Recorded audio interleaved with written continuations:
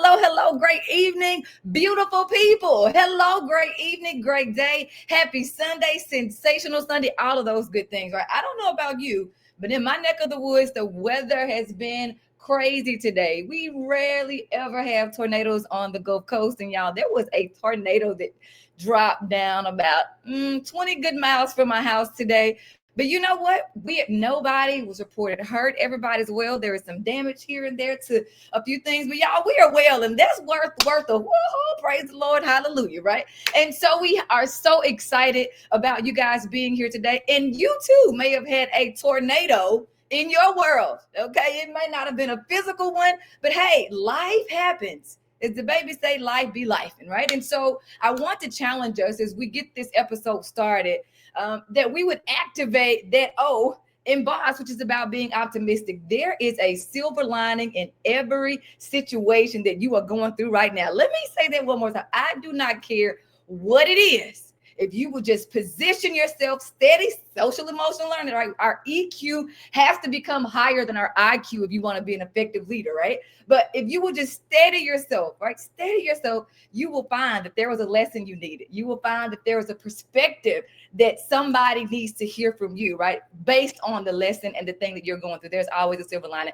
Drop in the chat a hello. Tell us you're here. You guys know algorithms in social media, they do what they do, but we can help it find other people like you by simply dropping a hello. Make sure you've liked this video, you've shared this video. And if you are wondering what in the world is a boss, what is that? It is someone who has determined that their position is smaller than their purpose. Let me say that again. Your purpose is way bigger than the position. And so what we do is we activate leadership, which is action. And so we do that through our framework, which is being bold, optimistic, spontaneous, and substantial. And we are always privileged to be able to support schools and organizations all over the place, in person, all over, virtually, all over, around all things leadership, culture, student engagement, and social emotional learning. So that's just a little bit about Boss. And hey, you might be thinking already, I don't know how I'm closing out the first semester with my team. You might be thinking, you know what? It's been tough, girl. It's the middle of the semester, and sometimes in the middle, things get real sticky. These people are crazy. They are already acting like they don't want to come to work. The kids are cutting up. I got more discipline referrals, right, than I got people to handle. All those things. Reach out to us. We are so glad to help you with those things. But listen, it's not about Boss services. This is about Boss moves. And I have two beautiful boss ladies that I'm bringing them up, y'all. I'm so excited. Y'all tell the folks hello. Hi. Y'all, I'm so excited. Listen, so go ahead and drop it in the chat. We're ready to make boss moves. I promise you, if you will zone into this conversation that is about to happen, something is going to be said to help you make a boss move this week in your school, in your world, because we know that leadership just is not contained to our school building. When you are good in what you do in leadership, it goes everywhere, right? It expands beyond the schoolhouse or the boardroom or the corporate house. Like, it goes everywhere with you, because leadership is action. It has nothing to do with position. Now, let me tell y'all about these beautiful, brilliant boss ladies who are on with us tonight. We have Dr. Rachel Edoho-Eket, and we have I'm saying doctor. She can say Dr. Brandi Twillie, right? On with us. These two ladies are two women who are changing the game. They are both acting principals in some of the most highest performing schools in the United States, okay?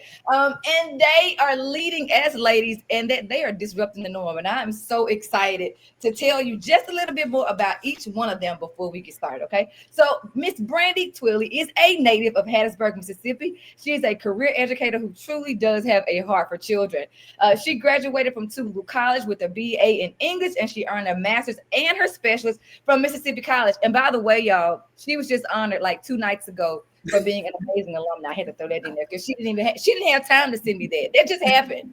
All the great things, right? She started out as a 10th grade English teacher with Jackson Public Schools District. She then transitioned to Rankin County, where she continued to teach English, and she was recognized, y'all, for all of her amazing work as Metro Teacher of the Year in 2016 there through Rankin County. And y'all, from there, she realized she probably got tapped on the back of the shoulder like, hey, come on a little higher. Come on up a little higher. I see something in you. We need that level of leadership. And so, y'all, she walked into Hattiesburg High School as an academic dean. When she got there, the school was an F. When she left, it was an A. Okay, hashtag receipts. From there, she became principal in Lamar County School District there at Purvis Middle School. And y'all, you got to really be a little different to do middle school and love middle school, right? It takes really special. But she did it. And not only did she do it so well that she became, from that year, their district level administrator of the year. She then was promoted and now is running Oak Grove High School, which is the sixth largest high school in Mississippi. Not only is it the sixth largest high school in Mississippi, but it's one of the highest performing high schools in our state. So we're so excited to have her. Of course, she's been on all the things, Mississippi Department of Education, the Teacher Council. She's done so many things. She is a member of the National Association of Secondary School Principals. And y'all, she has this beautiful, brilliant little boss lady. She's a mom, right? She's a mom to Allison, and she is the wife of Carlos. And y'all, he is an amazing business owner. If you're ever in the Mississippi area coming through Hattiesburg, USM, stop and get you some Twillie, Philly subs and more. They are amazing. She's also a member of Delta. Let me get you right, honey. Please get me right. Let me get it right. All right. Delta Sigma Theta Sorority Incorporated. Y'all, let's give it up. Drop it in the chat. Say welcome, boss Brandi Twillie. We are so excited to have you, my dear. Thank you so much for having me, Dr. Nelson. I'm so happy to be with you tonight. It is my honor to have you. All right, folks, here we go. Dr. Rachel Edoho-Eket. And I'm saying these out loud, y'all, because so many times, both of these women, they're amazing, but they often don't want to tell all the great things that they've done and who they are. So I am honoring them, and I want to challenge you this week to do the same. There is somebody doing great work around you. Pause, give them praise.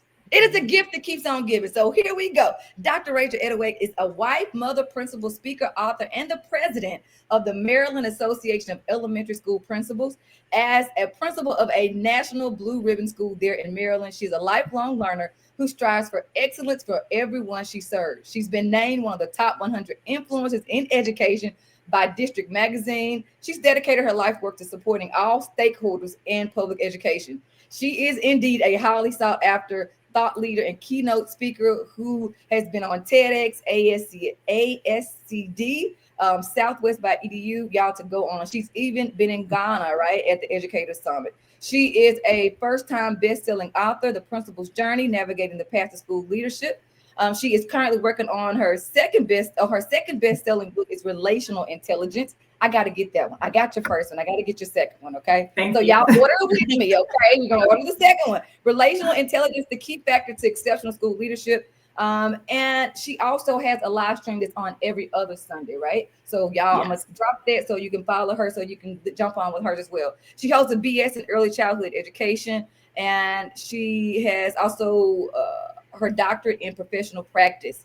Y'all give it up. Y'all drop it in the chat. Y'all welcome boss Dr. Rachel Edoho-Eket. Thank you so much for having me. Party started. Let's get it. I need to get down to Mississippi because I really want to try these cheesesteaks. They sound really good. Girl, you're going to have to get you one. Yes. You should come here. People like sleep on Mississippi, but you should come. You could literally come here and I could give you a foodie review, like all throughout, top to bottom places. I have never been to Mississippi. I'm interested, for real. Listen, just come visit my school. We'll get you a little lunch. Yes. And we'll just make it all work in a little fun. Okay. I love it. I love it. That's a part of my mission right now, is connecting powerful people together. So I'm so excited about this. All right, here we go. We're jumping right in, and we're jumping in heavy. So y'all forgive me, ladies, but I know you are heavyweight lifters. So here we go. We're talking about courage and collaboration. What's been a lesson? What's been one of your toughest lessons you've learned leading as a lady? And let me give some context to this. Y'all know I'm always going to bring the stats, right? We know that education is a very women-heavy field. But when it comes to the people that are in official leadership positions, y'all, it's mind-blowing that the stats, right? Men are the superintendents, men are the principals, even down to elementary schools, right? You think, well, no. If you look across the band, men are typically the ones that are that are the lead in the leadership roles. But here we have two powerful women leading. So talk to me, courage and collaboration.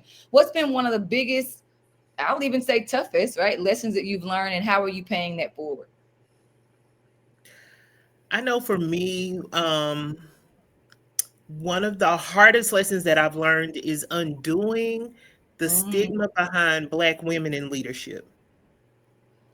I'm And oftentimes, having young teachers who work under my leadership, I'm very vocal, very transparent. But one of the greatest things that I've learned is just doing what I say I'm gonna do and showing up and being who I am unapologetically. And so the lesson that I've learned is every day somebody is watching me. They're either watching something to learn from my leadership or watching something that they don't want to take with them on their journey. So I'm very cognizant of that. I just want to undo the narrative that Black women in particularly are hard to work for. I mm, want to create space for people.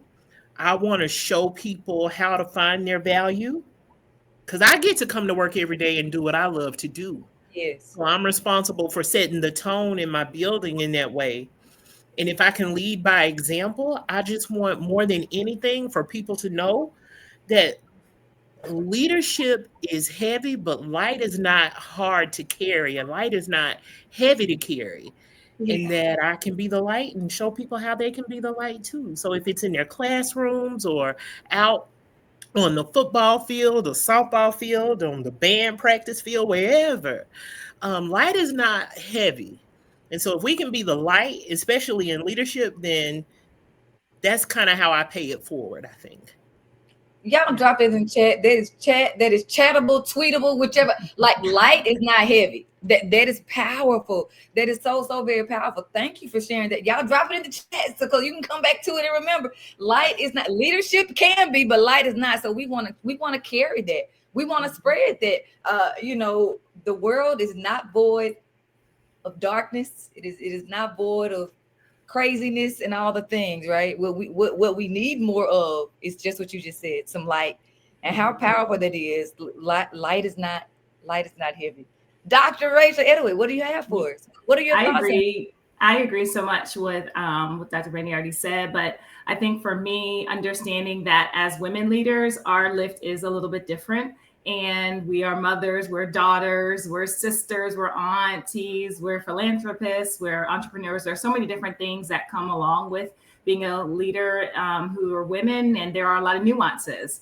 So that's something that I'm continually learning. When I see my male peers say things, I might say it in the same way. It's interpreted a little bit differently. So I think there are just some other things that come along with our roles as school leaders, but there's also many other things that we are responsible for doing. So that changes the way that we have to lead. That changes the way that we have to make time for our families and our children, and just other things that are interpreted differently because we are women, and some other responsibilities that we have to do. I think part of paying it forward is showing other women what's possible. I have amazing mentors who are women in my life, and men, but I really pay attention to the women leaders because they're doing things that I want to do and that I aspire to do. And if I have that example in the model that Dr. Brandi talked about, then that means I am also capable of doing it. So when I'm working with up and coming leaders now who are women, I really try to make that space to answer some real transparent, hard questions about how I'm able to do those things as a wife, as a mother of multiples. I have twins that are in high school. And so that's Really? I did not know that.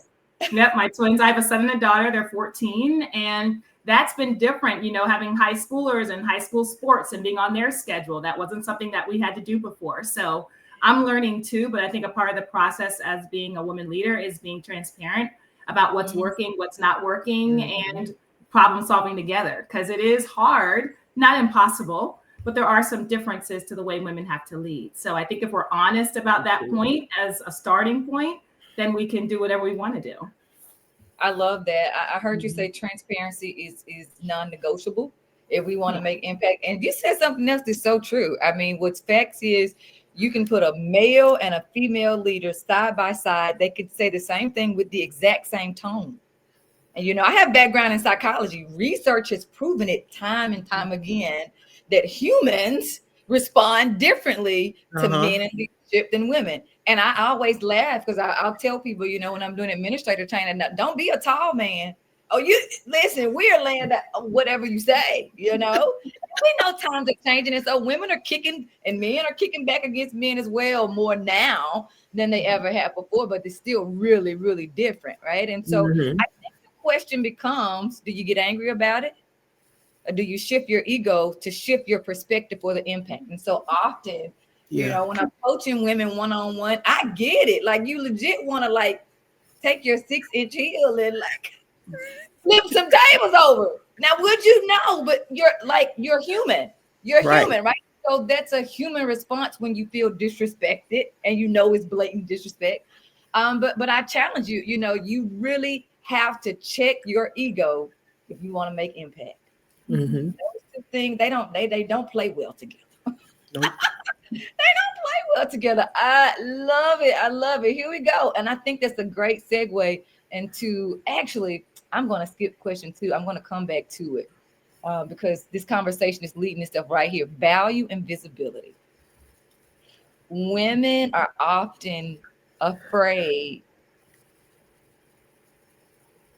to show their confidence in spaces that are male dominated. Women are often afraid to show their confidence when they're leading other females. Okay. How are you guys? What have you found to be true for you that's working for you, that's allowing you to lead boldly, fiercely authentic, without being concerned, you know, about the negative things that you know are typically said because you know they're not true? So what have you found to be a truth for you about leading boldly, confidently, fiercely authentic? And both of you do that very well. What's the truth? Well, it might be another lesson. For me, it has truly been, you're going to get me no matter what room I'm in.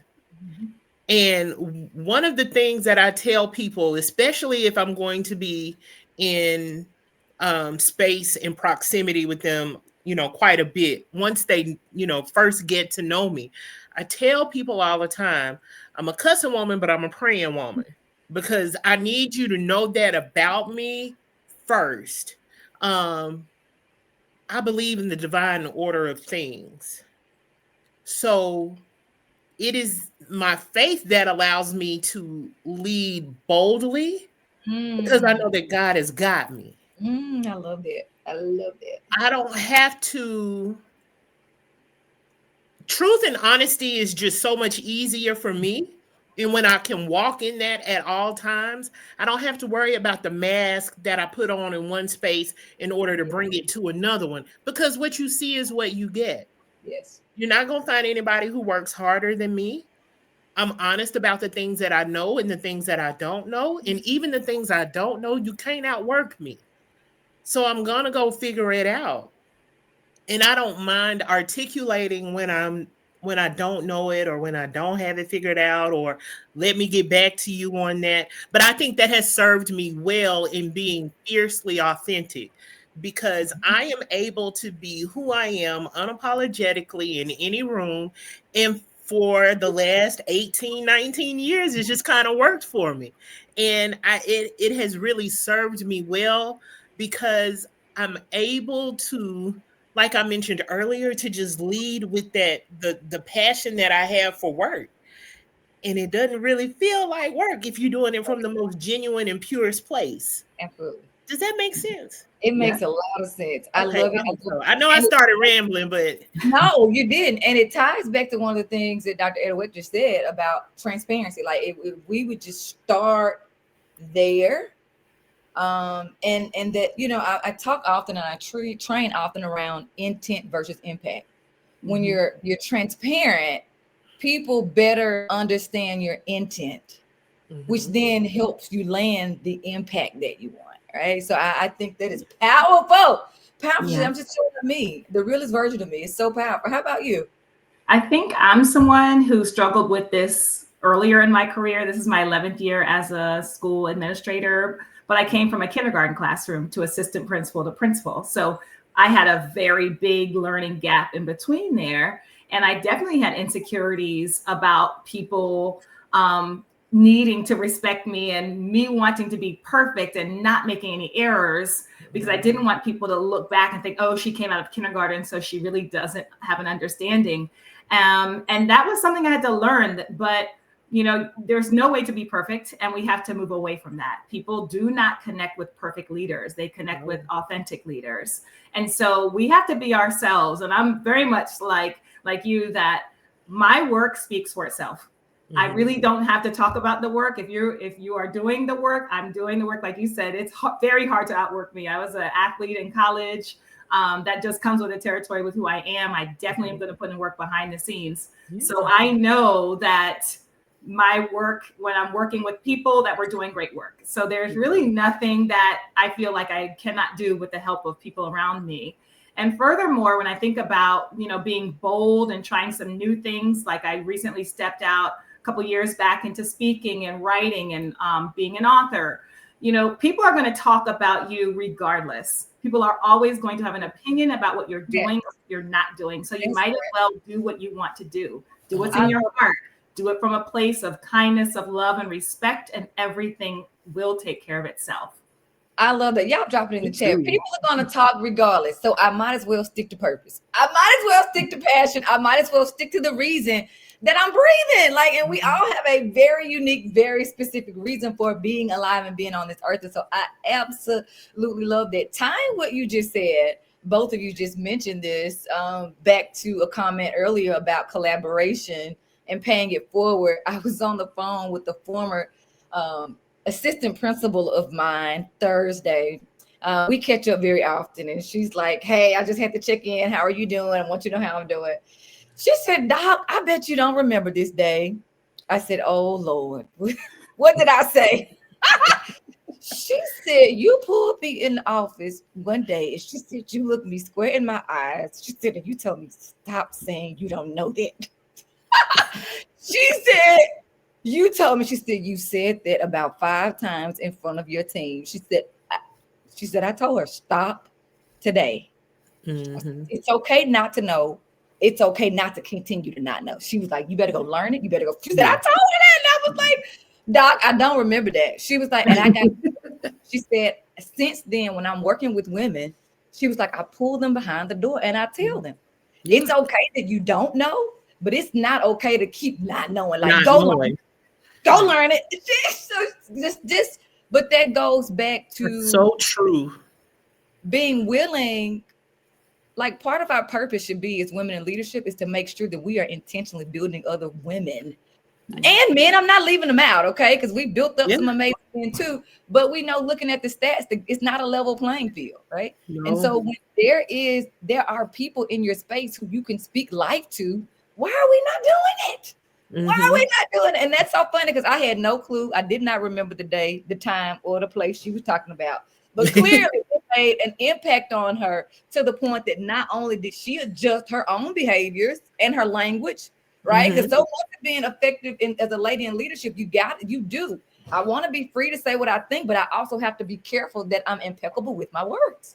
That's right. And, that whole pay it forward is so important. Here we go. Now we're going to loop back, because this is another superpower that both of you guys have. You are so connected to your students. You are so connected. You, if y'all would go look at their pages, like their school pages, you will see it through the visual. Like, I didn't know you were an athlete growing up, but I can guess it, because y'all, she will run in her heels on the playground with the kids in her heels. Yes, but I stopped doing that, by the way. It's a liability now. Oh, no, we don't want you to get in trouble, right? I have tennis shoes now. Yes. Okay. But kind of shifting, because the conversation today is all about how do you, as a lady in position, knowing what we deal with, but still elevate all the norms. Like, how do we disrupt the patterns? How do we shake the status quo? And so much of that has to be the student voice piece. And so I know that the both of you are folks that are in there with your students every single day.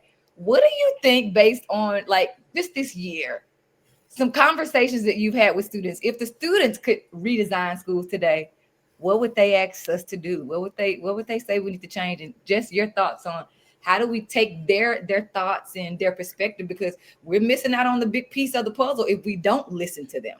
I don't care if you're talking about kindergarten or seniors. How do we adjust kind of what they're putting in your ear now? What are some thoughts or some things even that you've done this year, taking what student feedback to adjust their educational experiences? High schoolers don't have a problem sharing what they want you to know. So let's start there. I started on this campus in July. I think my first day was July 7th, and then we welcomed kids July 23rd. So it was a very quick turnaround. And you're right. I tell people all the time, I'm wherever my kids are. So I'm changing classes with them. I'm in the cafeteria with them. I make it my business. My school is large. We've got right over 1,600 kids, 181 faculty and staff. And our campus is kind of like a junior college. So I walk every single classroom every morning, speaking to teachers, speaking to kids. And it's in those times that kids pull my ear.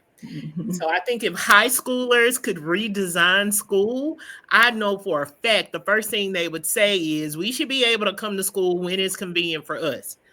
Like, why do I have to come to school at 7:30 just because y'all want me here at 7:30?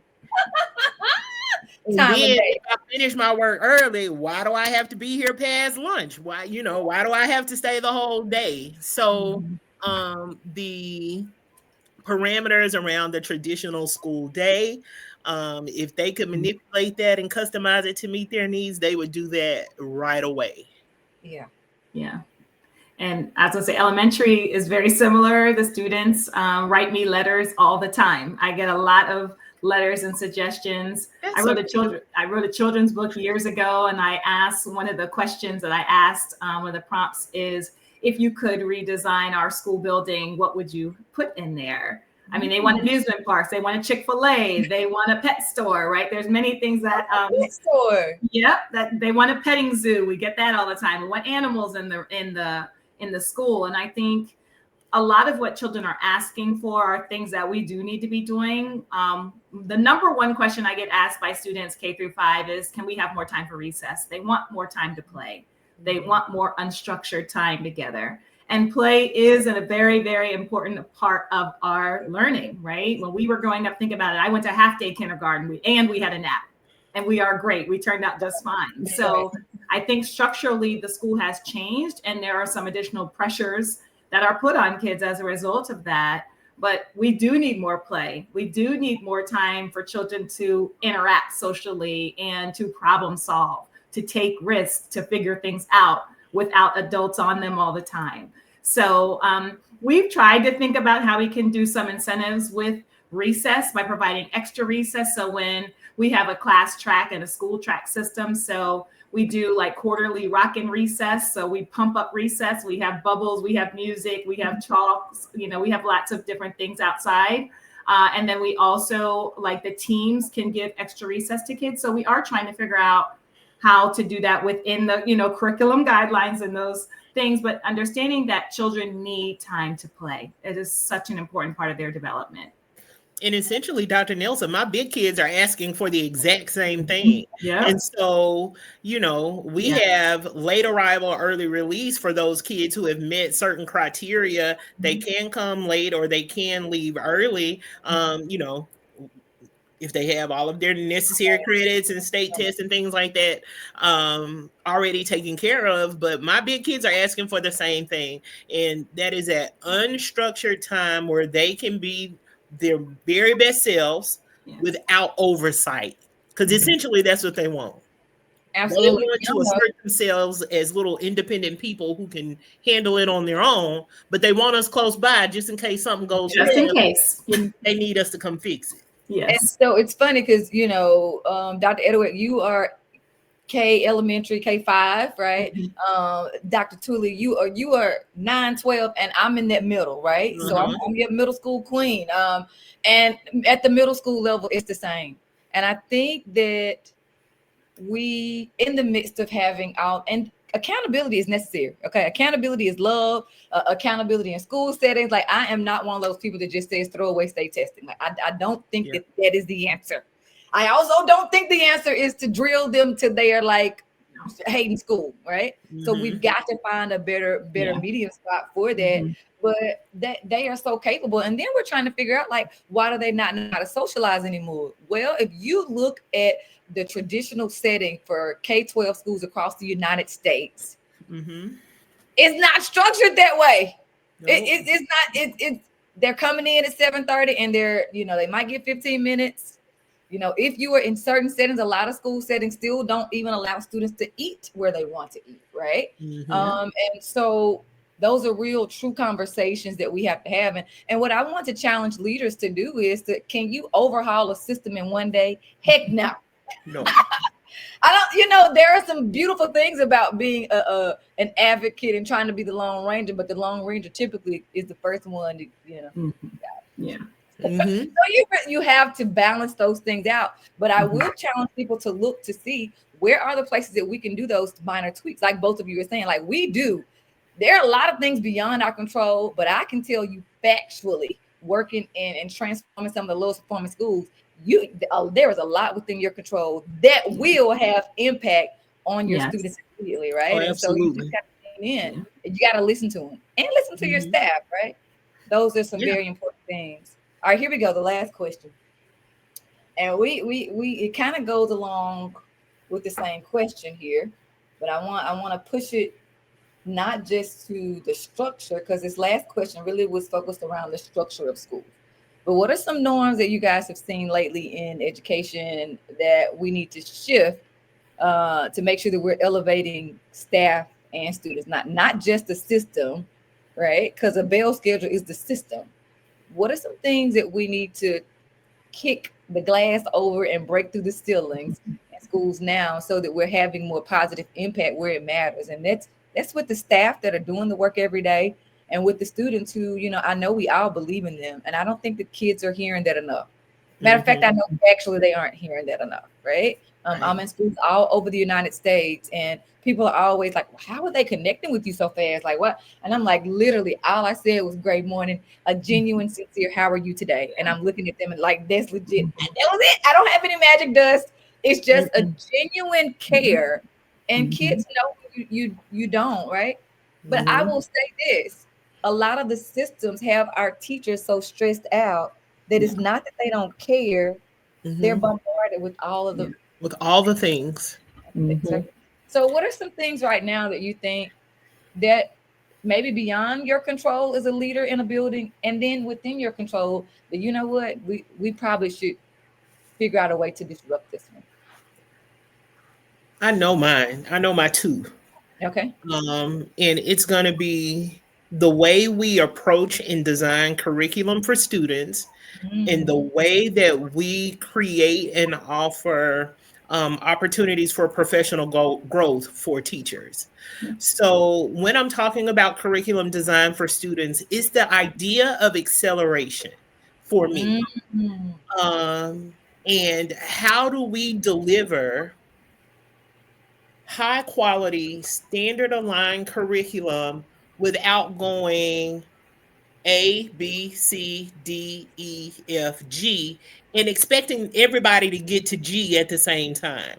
We've right. got to, and I really started learning more about this when we were having to pivot during COVID. So we've got to reimagine curriculum.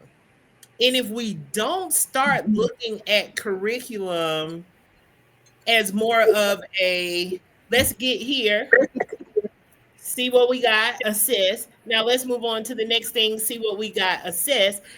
With an alternative to just trying to get everybody to the finish line, we're going to continue to lose kids, and it drives me nuts. So I'm in PLCs and I'm trying to articulate to teachers an idea of acceleration that nobody has really toyed with yet.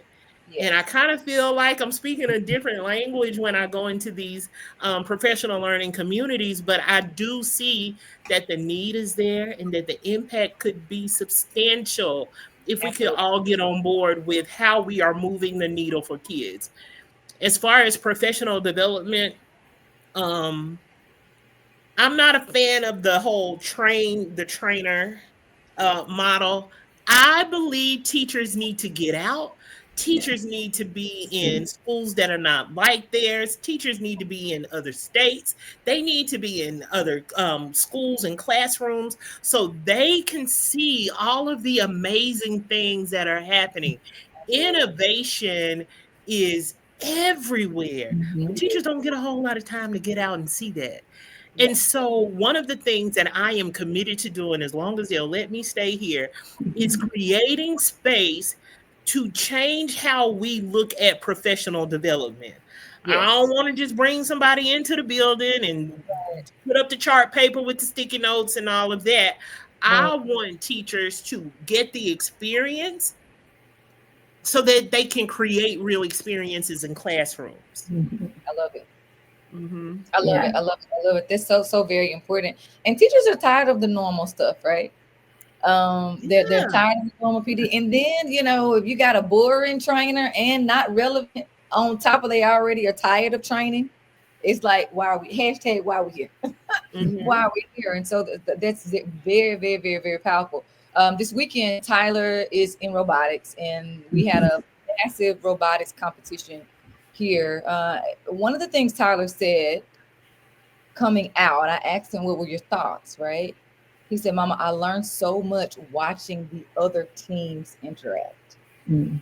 Exactly. He takes robotics every day. He's doing great. The team did exceptionally well, right? It was their first competition together.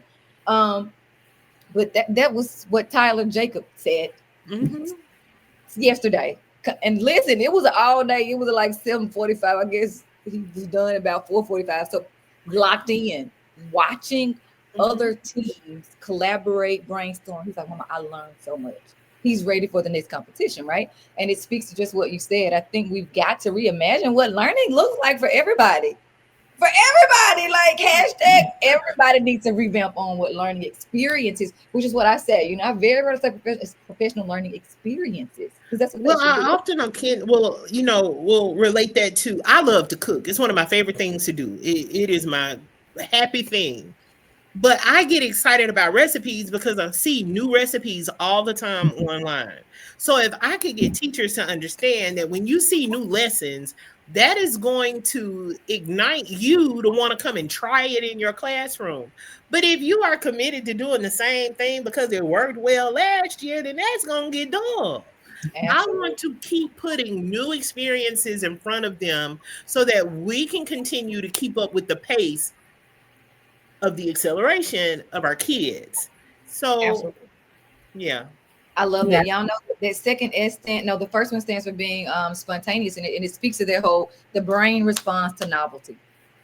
Period. End of story. Right. So learning experiences be the academic, emotional, the brain response to novelty. Dr. Edward, how do you think? What are your thoughts about this? And something that you take those tall heels that you wear and you kick the door down through them. Like what are you thinking? What are you I knocking mean, down? for me, what I talk about the most is burnout. And I think that that's a norm across teachers, school leaders, district leaders, superintendents, is everyone is on 100 all the time.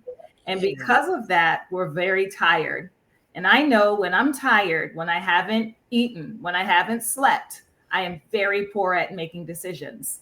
And so I think what is happening is we are in the cycle of being asked to do more, but the resources are less. So there is a gap that is continuing to widen for our students, for our teachers, for our community members and families. And it's hard to recover that gap when everyone is working extremely hard to the point of burnout. And what Yeah. happens then at burnout's point is people have a decision to make. Either they are going to leave the profession, which they are, Mm-hmm. or they're going to stay, but they're going to stay at like half speed just to Mm-hmm. try to preserve. And That's right. so that still also doesn't exactly solve that issue. Because again, when we're tired as school leaders, when our teachers are tired, our students feel that Yeah. the engagement suffers. And Yes. so I would love to disrupt that piece. I know a lot of that has to do with funding, and there are some things that are out of our control. But I always encourage leaders and teachers to really think about, what do you need? What are your basic needs? And are you meeting them? The only time I ever considered quitting public education was during the pandemic. That was my first year of being a principal, was during COVID-19. Me too. Oh, awesome. So you know the struggle I'm talking about. 19 into 20 was quite a year. 19 into 20 was, we should write a book. So Yes. yeah, we did. This is part of it. I love it. Yes. I love it. You know, what I want to disrupt is the idea that we have to do everything for everybody all the time. It's not sustainable. It's not working. So what I suggest that people do is figuring out what your basic needs are. It's not selfish to reflect on what you need and taking the time to do that. If you need to exercise, you need to check your blood pressure. If you need to go to the doctor, if you need to do those things, you need to do those things. I have had one of my colleagues have a heart attack in the last month, and I had another colleague in our state organization pass away on the job due to a heart attack. I am so serious about this issue because I know people who are personally impacted by burnout and by other things that we don't even know sometimes we're dealing with, because we're just moving. We're not stopping. We're not thinking. We're not slowing down. We're not reflecting. Yeah. So I would love to disrupt that burnout piece to say, do what you need to do to make sure you're able to come back with a sound mind, body, and spirit every single day on the job. And when you can't do that, don't wait till you are at the point of exhaustion, because it's too late. It's too late. Take your breaks well before that time. Like I know I need to take a half a day sometimes when I feel my stress level getting up there. I don't wait till I'm exhausted. I just say, now is the time. And I need to take that break. And I'm okay with that, because then I can. And learning to be okay with that is a hard thing to do. It's very hard, especially for people like us who school leaders work hard. We're achievers. Like, that's a part of who we are. That's how we got our jobs. That's why we're in the seat. But that's also the other side of that skill is you can kill yourself. You will kill yourself. Right. So I'm not willing to die for this job, and neither should you. Nope. I love that. I love that. That's a great point. Y'all drop that in the chat. It's not. Listen, we got too much work to do to die prematurely. Yeah. If you are a disruptor, and you guys both are, if you're a purpose pusher, status quo shaker, like, you've got work to do that needs to be done, that requires the full longevity of your life. Like, don't cut it short, because you. So that speaks to this one, y'all. People are asking me, like, what boss move strategies to reduce stress. That was the reason that this book came out as well. Like, because burnout is real, and people have to figure out where's that happy medium for purpose, passion, right, productivity, without me passing out. Right. There has to be this fine space for that. Dr. Nielsen, can I say something? Yes, you can. I think there's a lot to be said about women in leadership as well, because we are constantly managing everybody's emotions all day long. And from the time we step out of the car to get in the building, we are managing emotions. It's not even about the work. We are managing the kids' emotions, the emotions of the parents, the staff, the faculty. I mean, everybody comes so emotionally charged, and they bring that energy, and we are responsible for leveling out everyone's emotions. Yeah. And I think there's not enough to be said about the weight of that part of the job too, before you even get to any of the data, to any of the curriculum. You are managing emotions. And if you can get that under control and learn how not to absorb people's energy and emotions, it really does help with the burnout that we were speaking about earlier, because that is a real part, and it's a significant part that happens every single day. And as you noted, more so for women, because I know factually, people will bring things because we're nurturers. We are more nurturing than typically men are, right? So even on a team where you got male and female administrators, when it comes to heavy emotional stuff, whose door are they knocking on? They're not going to his, they're coming to yours, right? Because you got mama energy and you got nurturer energy. So I think that is so very important. You guys have been amazing. What is your parting encouraging word to the people that are listening. Listen, as they're giving you their parting words, y'all know I'm a teacher. Y'all know you're going to have this exit slip. Come on with it. Our formative assessment. Let's go. What's your one takeaway from tonight as they are also giving you their final encouraging words to women? A lot of women and men watch this after the fact. So maybe they're watching later. Maybe they are in leadership. Maybe they're considering getting into leadership. What do you say to them for them to be deliberately disruptive, for them to be boss, for them to be, impact chasers and game changers? What are your encouraging words?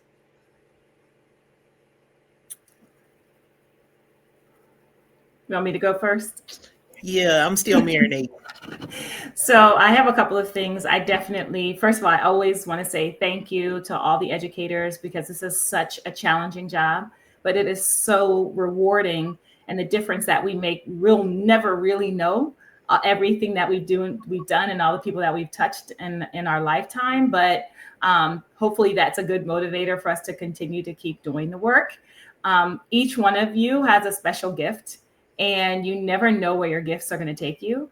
So I always encourage people to continue to be authentic, but take those risks. If you have something you want to share, get on your computer, turn on YouTube and start. If there's something you want to write about, start writing the book, start writing the blogs. If there's something you want to speak about, start speaking about it. Because what I've learned just over the last couple of years is that people need to hear that positive messaging. People need to hear your voice. Each one of us has something to contribute to the space. So don't feel like you don't have anything to contribute. We all have things to contribute to this work to make us all better. So I want to encourage you to take some risks, take that first step and step out and do something that you've always wanted to do. I love it. I think what I would offer to people who are aspiring to be educators and educators who are aspiring to be leaders is to celebrate the small wins, because this journey is going to take you through so many different phases.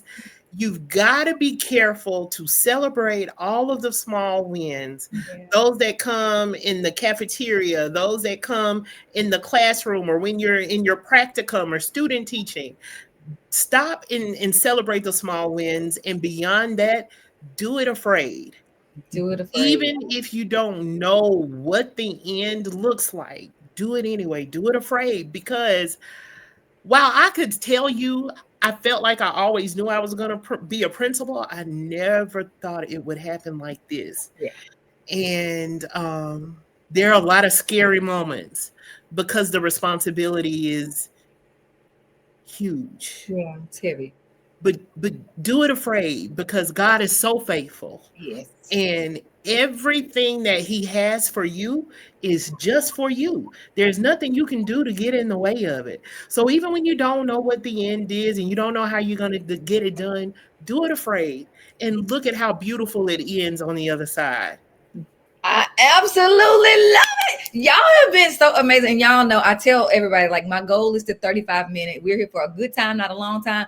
But y'all, this has been so good. Y'all see, we've hit the 50-minute mark. And you guys have stayed right with us. Listen, stay on just a few more seconds, because I want you guys to follow these young ladies. They are both amazing.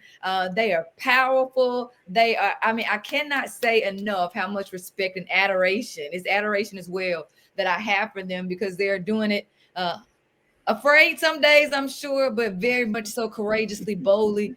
And they're changing the game for little girls like me. I'll tell anybody, I will still be Quanah, right? Not Dr. Nelson, if it were not for women like you in school systems being willing to do the tough things, being willing to have the tough conversations, and being willing to kick some ceilings in and some doors in, right? And so I am just grateful. Tell the people, how do they follow you on either your school platforms, or if you share your personal, professional platforms, how can they find you? My handle is easy. I am at BK Twillie. That's BKTWILLIE on all social media platforms. Everything except Snapchat. I don't do that. I'm too old. But Facebook, Instagram, Twitter is at BK Twillie. I love it. Dr. Edoho, how do we find you? I am on the easiest way is racheledoho-eket.com, just one long name, but I am at Rachel Edoho-Eket on Twitter, LinkedIn, Instagram.